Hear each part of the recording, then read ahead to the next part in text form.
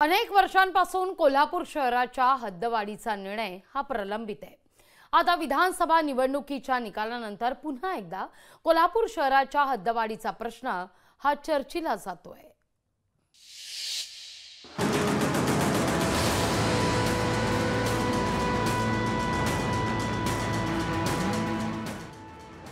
कोल्हापूर शहराची नगरपालिका नंतर महानगरपालिका झाली, मात्र गेल्या 50 वर्षात महानगरपालिकेची 1 इंचही हद्दवाढ झालेली नाही।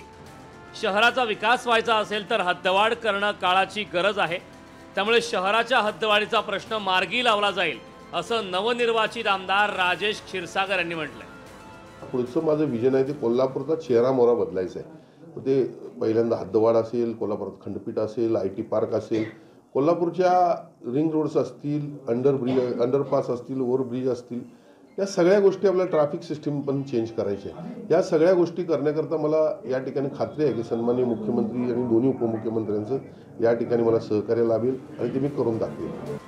सध्या राज्यात विधानसभा निवडणुकानंतर आता स्थानिक स्वराज्य संस्थांच्या निवडणुकांची तयारी ही सर्वच पक्ष करतायत। मात्र राज्यात सत्ता स्थापन झाल्यानंतर कोल्हापूरच्या हद्दवाढीचा मुद्दा हा प्रामुख्याने समोर येणार आहे। कोल्हापूर शहराचे आमदार राजेश क्षीरसागर यांनी शहराची हद्दवाढ करतो अशी आम्हाला आश्वासनं दिली होती।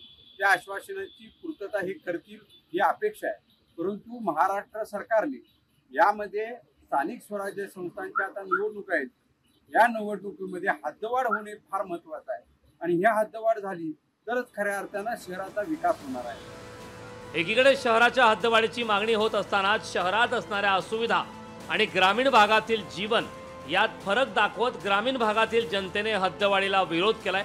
त्यामुळे महायुती सरकार कोल्हापूरच्या हद्दवाढीचा हा गंभीर विषय आता कसा हाताळणार हेच पाहावं लागेल।